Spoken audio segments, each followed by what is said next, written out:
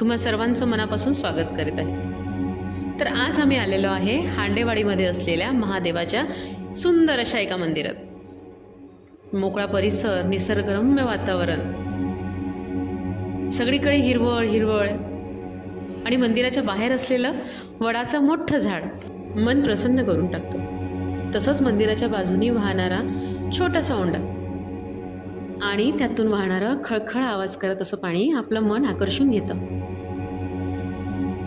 ओम नमः शिवाय लिहिलेलं प्रवेशद्वार, महादेवाकडे कायम बघत असलेला नंदी मंदिराची शोभा वाढवतो।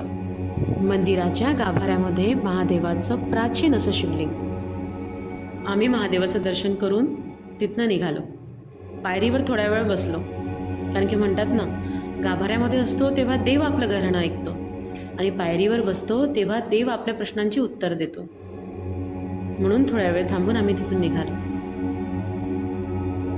तुम्हाला आजचा हा व्लॉग आवडला असेल तर लाईक, शेअर अँड सबस्क्राईब नक्की कराल। धन्यवाद।